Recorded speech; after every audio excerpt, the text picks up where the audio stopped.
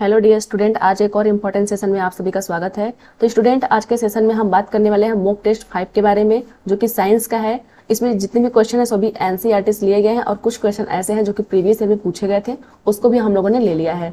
चलिए फिर वीडियो को शुरू करते हैं और देख लेते हैं पहला हमारा क्वेश्चन कौन सा है। तो पहला क्वेश्चन है, मनुष्य के हाथ और पक्षियों के पर उदाहरण है। मतलब जो मनुष्य के हाथ होते हैं और पक्षियों के जो पर होते हैं, पर मतलब पंख जो होते हैं, वो किस चीज का उदाहरण है। ऑप्शन नंबर ए हमारा है भ्रूणीय विकास का, दूसरा है जीवाश्म का, तीसरा है समजात अंग का और चौथा है समरूप अंग का।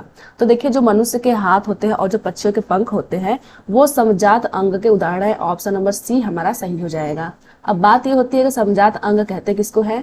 तो इसके पहले हम लोगों ने जो मॉक टेस्ट किया था मैंने आपको अच्छी तरीके से बताया था, लेकिन मैं यहाँ पे फिर से बताती हूँ। समजात अंग का मतलब ये होता है कि उत्पत्ति और संरचना में ये समान होंगे। उत्पत्ति प्लस संरचना में ये लोग समान होंगे, समान। लेकिन इनका जो काम होता है, जो कार्य होता है वो भिन्न होता है। कार्य जो होता है वो अलग अलग होता है, कार्य भिन्न होता है। बात करते हैं समरूप अंग की। देखिए, एक समजात अंग होता है, एक होता है समरूप अंग। तो जो समरूप अंग होता है ये इसका जस्ट अपोजिट होता है। यह उत्पत्ति और संरचना में भिन्न होते हैं।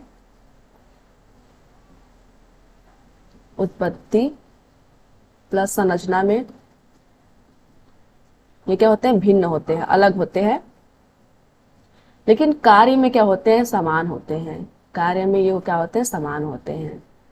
जैसे बात करते हैं उत्पत्ति और संरचना। देखिए, जो मनुष्य के हाथ होते हैं और पक्षियों के जो पंख होते हैं वो उत्पत्ति और संरचना में तो एक जैसे लगते हैं, लेकिन उनका कार्य भिन्न है। मतलब जो पक्षियों के पंख होते हैं वो उड़ने के लिए हेल्प करते हैं, और जो मनुष्य के जो हाथ होते हैं वो चीजों को उठाने के लिए, कोई काम करने के लिए यूज होते हैं। तो वो आपका समजात अंग के अंतर्गत आएंगे। समरूप अंग जो होते हैं वो उत्पत्ति और संरचना में भिन्न होते हैं। जैसे अगर एग्जाम्पल हम लोग ले, एक एग्जाम्पल की बात करें हम लोग, तो एग्जाम्पल में हम लोग ले सकते हैं पक्षी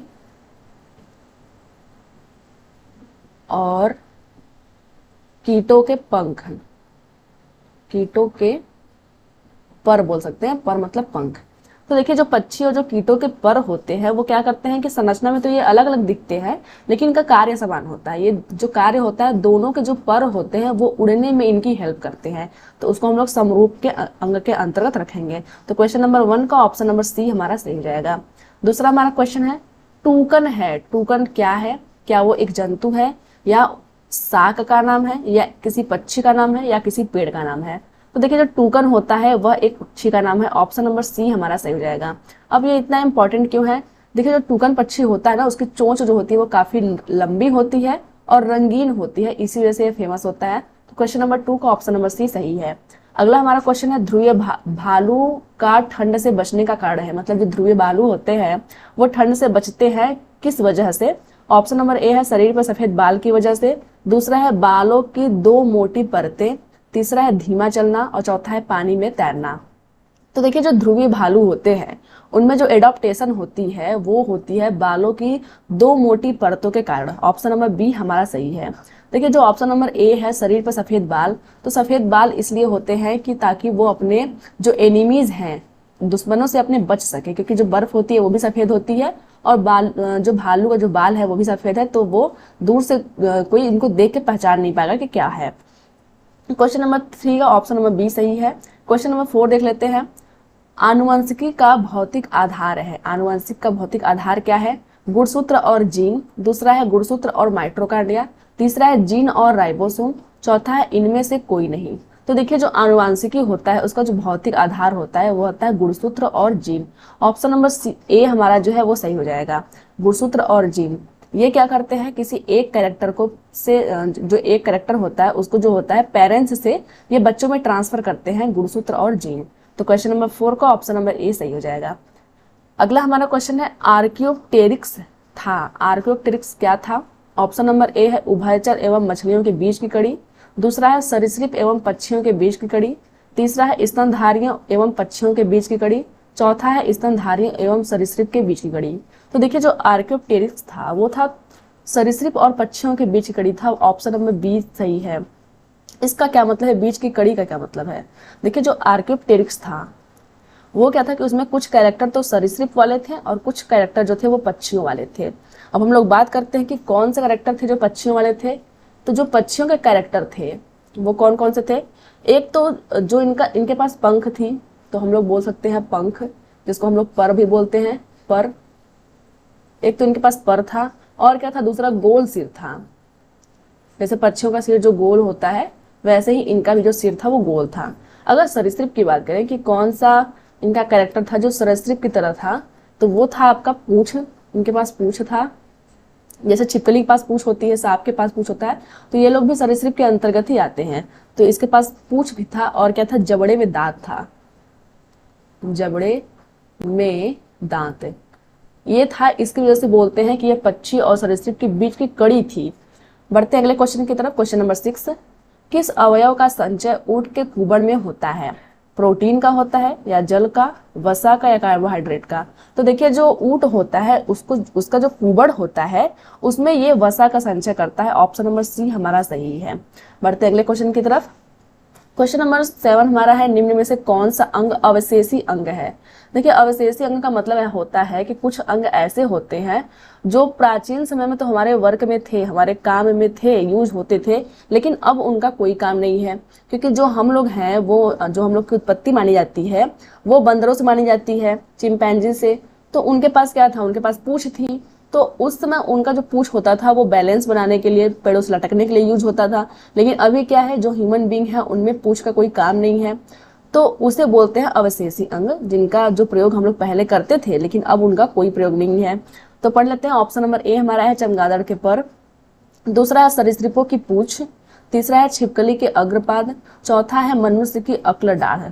तो ऑप्शन नंबर डी जो है वो सही हो जाएगा। जो अवशेषी अंग होता है उसके अंतर्गत मनुष्य की अक्ल डाढ़ आती है। अब बात करते हैं और कौन कौन से अवशेषी अंग है। तो एक आपका हो गया अपेंडिक्स, अपेंडिक्स हो गया। और क्या हो सकता है आपका, शरीर के बाल हो सकते हैं। पहले क्या होता था, जो शरीर के बाल होते थे काफी बड़े बड़े होते थे। आप लोगों ने बंदरों में देखा होगा, जो शरीर के बाल होते हैं काफी बड़े बड़े होते हैं, लेकिन समय के साथ क्या हुआ कि वो बाल जो है काफी छोटे छोटे हो गए। एक आपका होता है कर्ण पल्लव की पेशियां, कर्ण पल्लव की पेशियां। देखिए क्या होता है ना, कभी कभी एग्जाम में पूछ देता है अवशेषी अंग कौन से नहीं है, तो उसमें हमें कम से कम 2 से 3 एग्जाम्पल पता होने चाहिए। तुम्हारा पहला एग्जाम्पल हो गया मनुष्य की अक्ल डाढ़, जो कि अवशेषी अंग है। अपेंडिक्स भी एक अवशेषी अंग है। शरीर के बाल, कर्ण पल्लव की पेशियां, ये सब क्या है, मनुष्य में पाए जाने वाली अवशेषी अंग है। तो क्वेश्चन नंबर 7 का ऑप्शन नंबर डी सही हो गया। अगला हमारा क्वेश्चन है, वंशगति के नियम का प्रतिपादन किया था। जो वंशगति का जो नियम है उसका प्रतिपादन किसने किया था। पहला ऑप्शन हमारा है रॉबर्ट ब्राउन ने, दूसरा है ग्रेगर जॉन मेंडल ने, तीसरा है कैरोलस लिनियस ने, और चौथा है उपरोक्त में से किसी ने नहीं। तो देखिए जो वंशागति का जो नियम था उसको ग्रेगर जॉन मेंडल ने दिया था। ऑप्शन नंबर बी हमारा सही है। बात करते हैं ग्रेगर जॉन मेंडल के बारे में, तो इनको हम लोग बोलते हैं आनुवंशिकता के जनक। क्या बोलते हैं, आनुवंशिकता के जनक,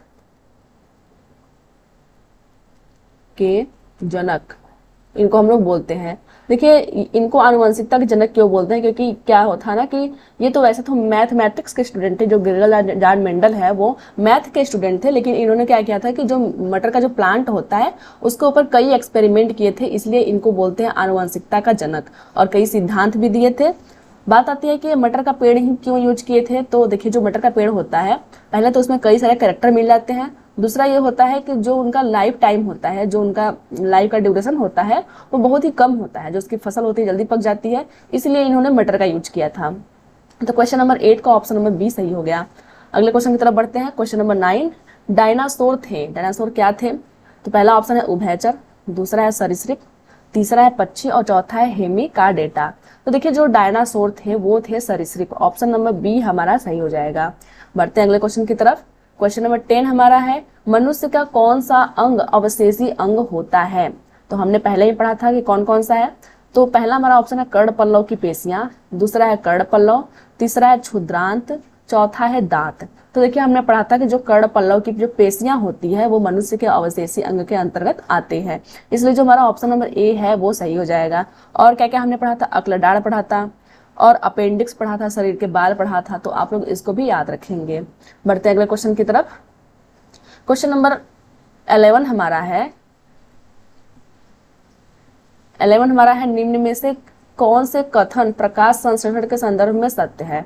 यहाँ प्रकाश संश्लेषण के बारे में पूछा गया है, कौन सा कथन सत्य है, तो पढ़ लेते हैं हम लोग। इस प्रक्रिया में सौर ऊर्जा रासायनिक ऊर्जा में परिवर्तित होती है। तो ये बात बिल्कुल सही है, जो सौर ऊर्जा होती है, जो सूर्य से प्राप्त जो ऊर्जा होती है, उसका जो परिवर्तन होता है वो होता है रासायनिक ऊर्जा में, इसलिए हमारा ऑप्शन नंबर ए तो सही हो गया। दूसरा है, प्रकाश संश्लेषण में CO2 तथा H2O का उपयोग किया जाता है। तो ये बात भी बिल्कुल सही है कि हम लोग CO2 और H2O का यूज करते हैं, ऑप्शन नंबर बी भी हमारा सही हो गया।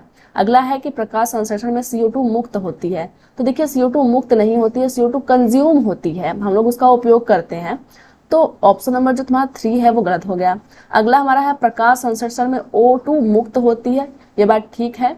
और कह रहा तथा कार्बन मोनोऑक्साइड उपभुक्त होती है, मतलब कार्बन मोनोऑक्साइड का हम लोग यूज करते हैं, तो कार्बन मोनोऑक्साइड का यूज नहीं करते हैं, कार्बन डाइऑक्साइड का यूज करते हैं, ये भी जो है आपका गलत हो गया। अगर रिएक्शन की बात करें तो हम लोग रिएक्शन पहले लिख लेते हैं। ये होता है 6CO2 प्लस 12H2O, फिर क्या होता है, लाइट उपस्थित होती है, और नीचे क्या होता है, क्लोरोफिल होता है, बनता क्या है, ग्लूकोज बनता है C6H12O6, और क्या बनता है, जल बनता है, और क्या बनता है, हमारा ऑक्सीजन बनता है। तो देखिए इतनी चीजें होती हैं, तो हम लोग अगर इस रिएक्शन को अगर हम लोग को ये रिएक्शन याद है तो हम लोग आसानी से इस क्वेश्चन का आंसर दे सकते हैं। देखिए यहाँ दिया था कार्बन मोनोऑक्साइड उपभुक्त होती है, तो यहाँ हम लोग कार्बन डाइऑक्साइड का यूज करते हैं। जो CO2 है उसको कार्बन डाइऑक्साइड बोलते हैं, और जो CO होता है उसको कार्बन मोनोऑक्साइड बोलते हैं, क्योंकि यहाँ पे एक ही ऑक्साइड है, एक ही O है, इसलिए हम लोग कार्बन मोनोऑक्साइड बोलते हैं। जो हमारा जो सही आंसर होगा वो हो जाएगा 1 और 2, ऑप्शन नंबर बी हमारा सही है। अगले क्वेश्चन की तरफ बढ़ते हैं, क्वेश्चन नंबर 12। क्वेश्चन नंबर 12 हमारा है कि हरे पौधे दिन के समय कार्बन डाइऑक्साइड को बजाय वायुमंडल में ऑक्सीजन छोड़ते प्रतीत होते हैं, क्योंकि मतलब जो पौधे होते हैं वो दिन के समय ऑक्सीजन छोड़ते हैं, क्यों छोड़ते हैं ऑक्सीजन, तो ऑप्शन नंबर ए हमारा है, हरे पौधे केवल रात के समय श्वसन करते हैं। तो देखिए ये गलत बात है, जो हरे पौधे होते हैं वो दिन में भी श्वसन करते हैं और रात में भी श्वसन करते हैं, इसलिए ऑप्शन नंबर ए हमारा गलत हो गया। दूसरा है, हरे पौधे दिन के समय श्वसन करते हैं पर रात के समय प्रकाश संश्लेषण करते हैं। अब ये बताइए, प्रकाश संश्लेषण कभी रात में हो सकता है, क्योंकि प्रकाश संश्लेषण के लिए प्रकाश का होना जरूरी है, तो ऑप्शन नंबर बी हमारा गलत हो गया। यहाँ कह रहा है रात के समय प्रकाश संश्लेषण करते हैं। तीसरा है कि दिन में प्रकाश संश्लेषण की दर श्वसन की दर से अधिक होती है, ये बात बिल्कुल सही है कि दिन में जो होती है प्रकाश संश्लेषण अधिक होती है और श्वसन की दर जो होती है वो कम होती है। अगला हमारा है, हरे पौधे रात के समय श्वसन नहीं करते हैं, तो ये बात भी बिल्कुल गलत है। जो पौधे होते हैं वो दिन में और रात में दोनों में श्वसन करते हैं, लेकिन प्रकाश संश्लेषण जो होता है वो केवल दिन में होता है, इसलिए क्वेश्चन नंबर 12 का ऑप्शन नंबर सी हमारा सही हो जाएगा। अगले क्वेश्चन की तरफ बढ़ते हैं। क्वेश्चन नंबर 13 हमारा है, निम्नलिखित में से कौन सा वर्णक बीजों के अंकुरण से संबंध रखता है। यहाँ बीजों के अंकुरण से मतलब है, तो ऑप्शन नंबर ए हमारा है फाइटोक्रोम, ऑप्शन नंबर बी है प्लास्टोसाइनिन, ऑप्शन नंबर सी हमारा है क्लोरोफिल, और ऑप्शन नंबर डी है ज़ैंथोफिल। तो देखिए अगर जो है बीजों के अंकुरण की बात करें तो जो फाइटोक्रोम होता है वो जरूरी होता है बीजों के अंकुरण के लिए। क्लोरोफिल की बात करें तो ये होता है फोटोसिंथेसिस के लिए ये यूज होता है। बढ़ते अगले क्वेश्चन की तरफ, क्वेश्चन नंबर 14, प्रकाश संश्लेषण में उपोत्पाद के रूप में मुक्त ऑक्सीजन का स्रोत है, मतलब उप उत्पाद के रूप में मुक्त ऑक्सीजन का स्रोत है, जो ऑक्सीजन निकलती है। फिर से हम लोग एक रिएक्शन लिखते हैं, 6CO2 प्लस 12H2O, रहता है क्या है, लाइट होती है, और क्या आता है, क्लोरोफिल होता है, बनता क्या है, ग्लूकोज बनता है C6H12O6, और क्या बनता है, वाटर बनता है 6H2O प्लस 6O2। तो कह रहा है जो O2 मुक्त होती है यहाँ पे वो कहाँ से प्राप्त होता है, तो देखिए यहाँ है हमारा CO2 में भी O2 है, और जो हमारा H2O है उसमें भी O है, तो ये पूछ रहा है कि जो ये O2 निकला हुआ है ये कहाँ से निकलता है। तो मैंने आपको थियरी सेक्शन में बताया था कि हमेशा क्वेश्चन में यही पूछता है कि ये जो O2 है वो कहाँ से निकला है। तो देखिए जो O2 है वो जल से प्राप्त हुआ है, तो ऑप्शन नंबर बी हमारा सही हो जाएगा। जो O2 है, जल जो है वो टूट करके O2 बनाता है, हम लोग इसको याद रखेंगे। बढ़ते अगले क्वेश्चन की तरफ। क्वेश्चन नंबर 15, प्रकाश संश्लेषण में ऑक्सीजन निकलती है, ऑक्सीजन कहाँ से निकलती है? CO2 से निकलती है या फिर जल से निकलती है, क्लोरोफिल से निकलती है या फिर कार्बोहाइड्रेट से निकलती है। तो ये तो वही क्वेश्चन हो गया, लेकिन क्वेश्चन दूसरे फॉर्म में पूछा गया है। तो ऑक्सीजन हमने कहाँ से पढ़ा था, जो ऑक्सीजन होती है वो कहाँ से निकलती है? H2O से निकलती है, इसलिए हम लोग बोलेंगे कि जो ऑक्सीजन होती है वो जल से निकलती है। ऑप्शन नंबर बी हमारा सही हो जाएगा। तो फ्रेंड्स ये तो थी आज की वीडियो। आई होप कि आज की वीडियो आपको पसंद आई होगी। अगर वीडियो आपको पसंद आती है तो वीडियो को लाइक कीजिए। हम लोग जितने भी NCERT क्वेश्चन बन सकते हैं और जितने भी आपके क्लास 6 से 7 8 के जो NCERT है उस बुक को हम लोग कवर करा रहे हैं। तो जो बच्चे नए हैं चलो सब्सक्राइब कर लीजिए। मिलते हैं फिर किसी वीडियो में, तब तक के लिए धन्यवाद।